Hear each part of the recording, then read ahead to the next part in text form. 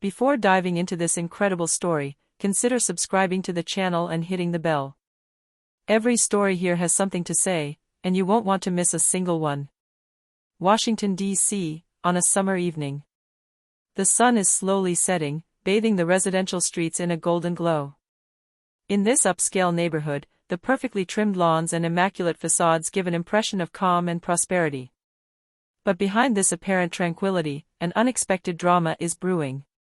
Angela Reynolds, an elegant woman in her 40s, steps out of her black sedan. She's wearing a simple dress, her braided hair falling delicately over her shoulders.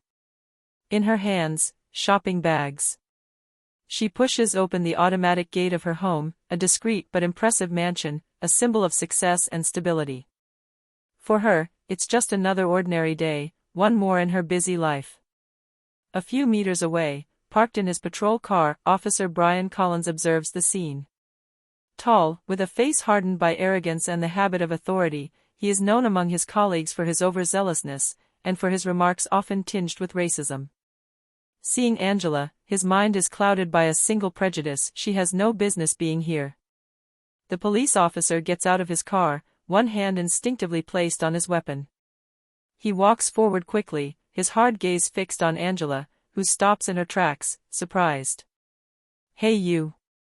What are you doing here?" he shouts, his voice thick with suspicion. Angela frowns slightly, but remains calm. "I'm going home." These simple, yet clear words are not enough for Collins.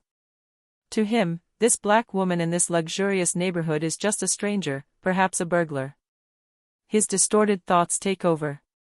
He abruptly draws his gun and points it at her. Passers-by stop in shock.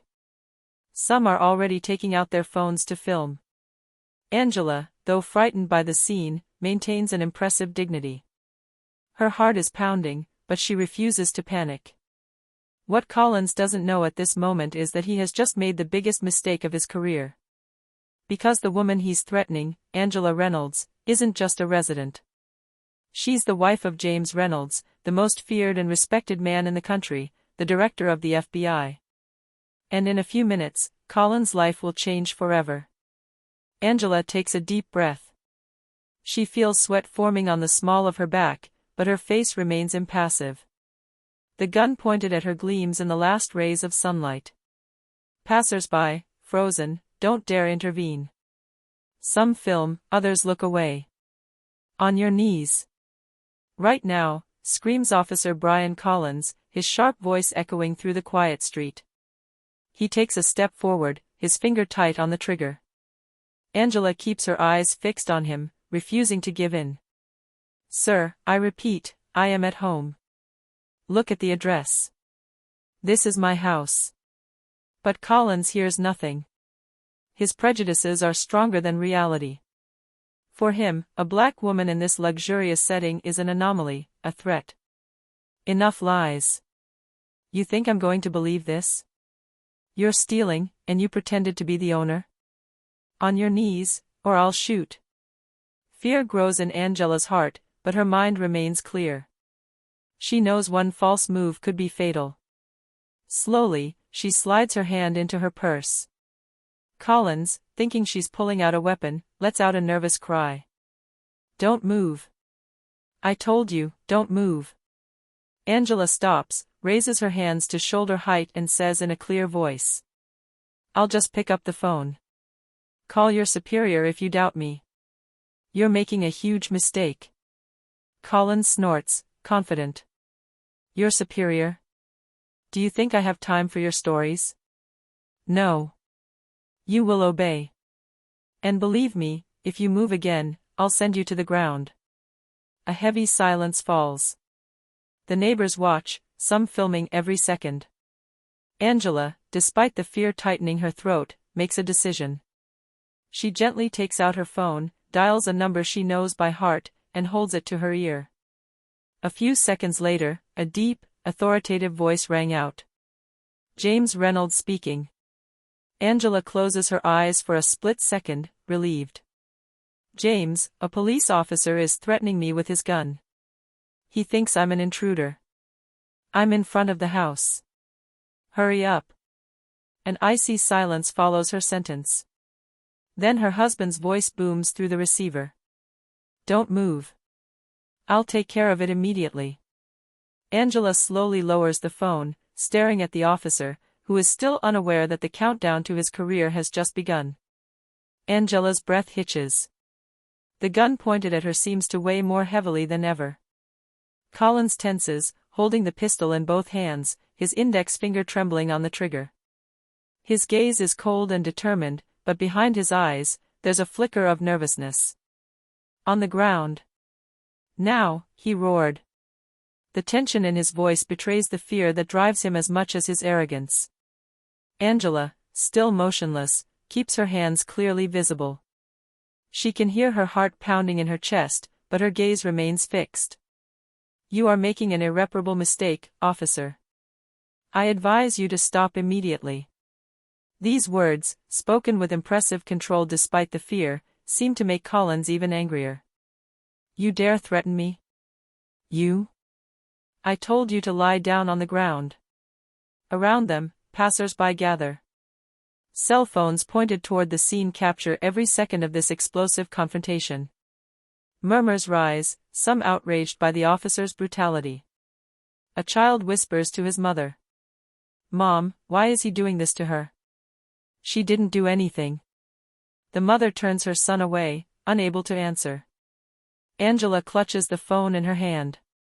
She knows that her husband, James Reynolds, has already triggered the inevitable.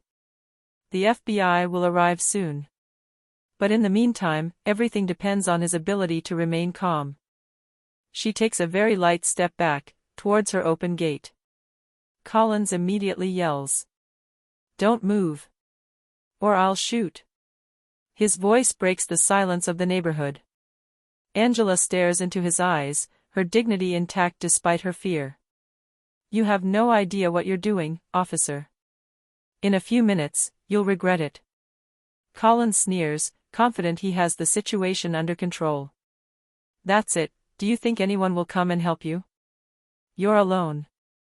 But what he doesn't know is that already, in the distance, a dull roar can be heard, that of the powerful engines of several black SUVs approaching at high speed. The fall begins. Angela still clutches her phone in her hand. Her husband's touch, James Reynolds, FBI director, remained open. She didn't need to say more, her shaky voice, the sound of orders being shouted by the police officer in the background. James heard it all. In his office, just a few miles away, Reynolds stands abruptly. His deputies see his face harden like never before. In an icy voice, he says, "Angela is in danger. Deploy a team immediately to Rockwood Street. Now."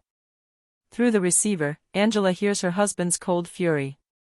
The tone he uses only in the most critical moments, when he knows that every second can mean the difference between life and death.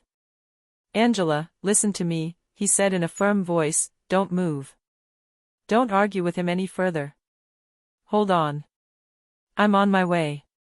Angela takes a deep breath, her eyes fixed on the gun pointed at her. She whispers, "Hurry up, James." Collins, who finally notices that she is talking to someone, becomes annoyed. "Who are you talking to? Give me that phone right now." He takes a sudden step toward her, almost snatching the phone from her hands. But Angela has already ended her call. She gives a small smile that unsettles Collins. "Why are you smiling? Do you think this is a game?" He gets angry, more and more nervous.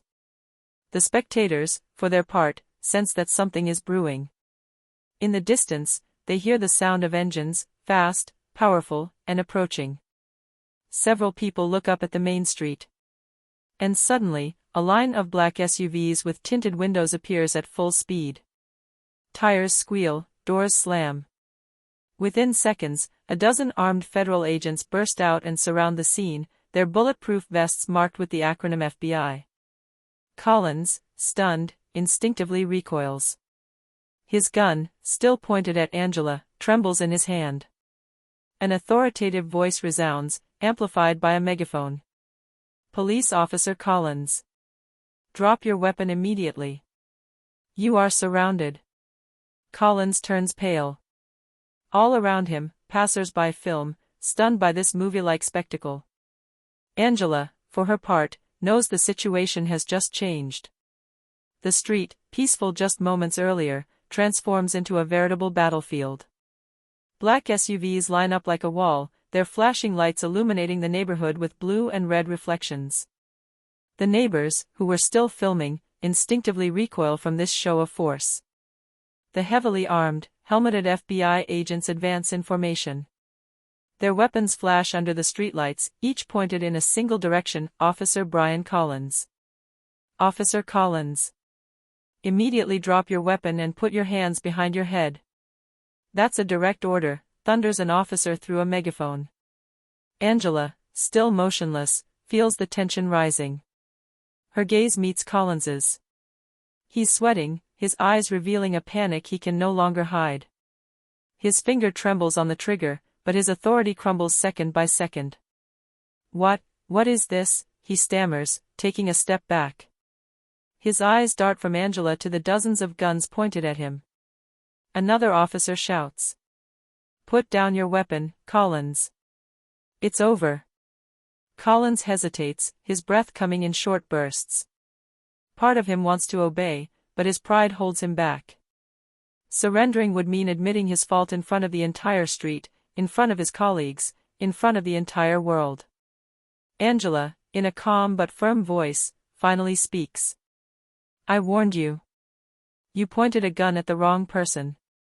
Collins's eyes widen in sudden understanding. His lips tremble. Who are you?" he asks, his voice choked. And at that moment, another door slowly opens. A man in a dark suit gets out, his gaze icy, his FBI badge gleaming on his belt. James Reynolds, director of the Federal Bureau of Investigation, strides toward the stage. The officers instinctively step aside to let him pass. The air becomes heavy, as if the entire street is holding its breath. Collins, frozen, realizes too late that his nightmare has just begun. A heavy silence falls on the street. All that can be heard are distant sirens and the metallic clang of FBI weapons pointed at Collins. All eyes are on him, James Reynolds, who advances slowly, his face impassive, but his eyes filled with icy anger. Angela sighs in relief at the sight of him. Collins, on the other hand, is visibly paling. His gun trembles even more in his hand. Reynolds stops a few meters away, standing as straight as a statue. His voice, deep and sharp, cracks through the air like a clap of thunder. "Put that gun down. Now." Collins swallows hard. His lips part, but no sound comes out. He looks at Angela, then at Reynolds, and suddenly feels all the authority he thought he possessed gone. Angela then takes a step toward her husband. Collins reflexively raises his weapon, but the order falls immediately, implacable. "If you touch it, even with a finger, you are a dead man." The officers around him tighten their stance. The sharp click of rifles being cocked sounds like a sentence. Collins is sweating profusely.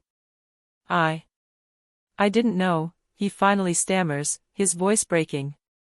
He slowly lowers his weapon, realizing that his career, and perhaps his freedom, has just collapsed. Reynolds steps closer, his face now inches from hers. His words are cold, but sharp as a blade. "You just pointed a gun at the FBI director's wife. You threatened my family. And all because you saw her as a skin color." Angela, straight and dignified, then stands beside her husband. She looks at Collins and adds, in a clear voice that carries throughout the street. "This is what your prejudices are costing you today." Collins lowers his head, unable to meet their gaze. Around him, passers-by's cameras capture every second. The man who thought he was untouchable has just been exposed before the entire world. And for him, this is only the beginning of the fall. The flashing lights continue to paint the street with blue and red reflections. Collins, now unarmed, is held at gunpoint by a dozen federal agents. His breath is short, his uniform drenched in sweat.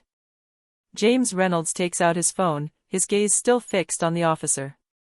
In front of the entire neighborhood gathered, he dials a direct number. After a few seconds, the voice of the Washington police chef resounds. "Hello, Director Reynolds. Your Officer Collins just pointed a gun at my wife. Right here, in front of our home. I want him suspended immediately, and fired immediately." A shocked silence pierces the call. Then the answer, hesitant but firm. "Consider it done, Mr. Director."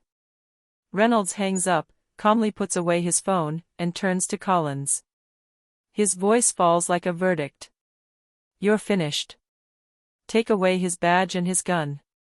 Two police officers who arrived as reinforcements complied. In front of the crowd, they snatched Collins's badge and service pistol. The sharp sound of the metal being pulled from its holster resonated like an irrevocable sentence. Collins attempts a final defense, his voice trembling. I just thought I was protecting the neighborhood. I didn't know who she was." Reynolds clenches his jaw, his eyes burning with indignation. "The problem, Collins, is precisely this: you didn't see a citizen, you saw a skin color. And for that, you don't deserve this uniform." Passers-by, still filming, let out murmurs of approval. Some applaud timidly. Others shake their heads, dismayed to have witnessed such a scene. Angela, silent until then, slips her hand into her husband's. Her proud and dignified gaze pierces Collins, who no longer dares to look up.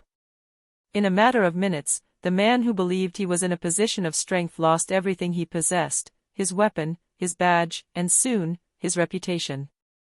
The next morning, the news channels exploded. All of them broadcast the video filmed by passers-by on a loop. We see Officer Collins, gun in hand, yelling at Angela Reynolds, then a few minutes later, surrounded and disarmed by the FBI. Images are circulating on social media. The headlines are scrolling. A police officer threatens the wife of the FBI director.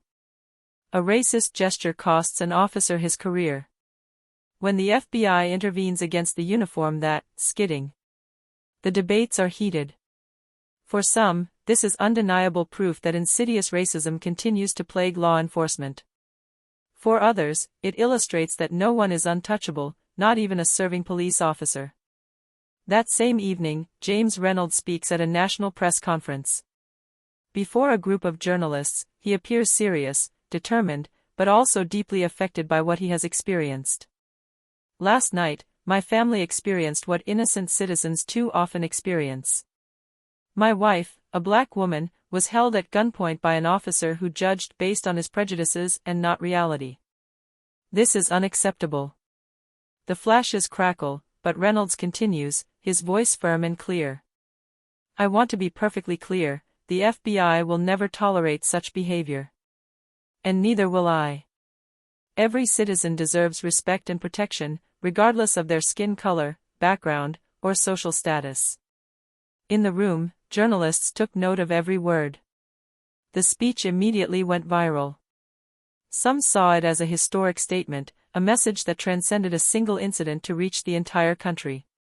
And as the FBI director addresses the nation, Angela, she also prepares her own words. Because her testimony, simple but powerful, will make an even greater impression. The press room is packed. Reporters hold out their microphones, some capturing every word on their phones. Angela Reynolds steps behind the lectern, straight and dignified, but her eyes still betray a little of the tension from the day before. She takes a deep breath and begins to speak. "I'm not just the FBI director's wife. I'm also a black woman, and what happened to me yesterday happens every day to innocent women and men across this country." An eerie silence falls. Cameras zoom in on her face, capturing the quiet strength emanating from her. What you saw isn't just a single incident. It reflects a systemic problem, biases that persist, even in the very forces that are supposed to protect us. Yesterday, I was lucky to have my husband and the FBI there. Many aren't so lucky. Angela pauses, letting her words sink in with the audience. "I am not here to accuse just one man. I am here to call for accountability from everyone, police officers, leaders, citizens. Each of us must be vigilant and take action against injustice, against racism, wherever it lurks." The journalists, moved by his speech, began to applaud. Even through their home screens, millions felt the impact of his words. His words were not just a testimony, but a call to action. Outside, passers-by watching the conference on television in cafes or on their phones exchange glances filled with respect and emotion. Some feel challenged, others inspired to speak out against discrimination. Angela, stepping away from the lectern, feels relieved. For the first time since yesterday, she knows her voice has been heard. And that today was not just Collins's downfall, but a powerful message sent to the entire country: racism must never again have a place on our streets or in our police forces. Brian Collins, once respected in his precinct, is now the man everyone looks down on. Videos of his racist behavior are circulating everywhere, on social media, in national media, and even in internal law enforcement training sessions. Every action, every word he has uttered is being dissected and condemned. His former colleagues, embarrassed or furious, began to testify. Some recounted how he had previously exhibited discriminatory behavior on several occasions, but that these incidents had been ignored or minimized. Now the truth is coming to light. Collins receives calls from his superiors, but this time they aren't warnings, they're permanent suspensions and disciplinary investigations. His name becomes synonymous with scandal. Social media mocks him, some going so far as to call him the cop who lost everything in a matter of minutes. Even in his private circle, Collins feels the weight of his fall. His friends view him differently, some cut off all contact, others refuse to defend him publicly. His world is crumbling, career destroyed, reputation ruined, and a national humiliation he will never forget. Meanwhile, Angela and James Reynolds continue their lives, now more vigilant than ever. The scene they witness becomes a symbol, proof that justice can triumph when actions are courageous and determined. Collins, for his part, painfully realizes that his choices were irreversible. Every minute spent reflecting on his mistake only deepens the sense of loss and shame. The fall is complete. In a matter of hours, he has gone from the role of authoritarian police officer to that of a fallen man, publicly exposed and condemned. A few weeks after the incident, the street where it all happened has returned to calm. But the memory of that day remains etched in people's minds. The media continues to follow the reforms initiated by the FBI and the Washington police following this affair. Angela and James Reynolds returned to their routines, but with renewed determination. Angela decided to publicly stand up against systemic racism, giving talks, participating in awareness programs, and supporting victims of police discrimination. Her courage inspired other women and men to stand up and speak out. The FBI, under James' leadership, implemented strict new measures to detect and punish racist behavior in law enforcement. Diversity and cultural sensitivity training programs became mandatory for all agents. As for Brian Collins, he remains a public figure of disgrace. His career is over, his reputation shattered, and he becomes an example of the consequences of racist and irresponsible behavior. He learns the hard way that the law and morality do not forgive abuses of authority. The message is clear: justice can be achieved swiftly when courage and truth are on the side of the victims. Collins' fall and Angela and James's resilience have become a national symbol.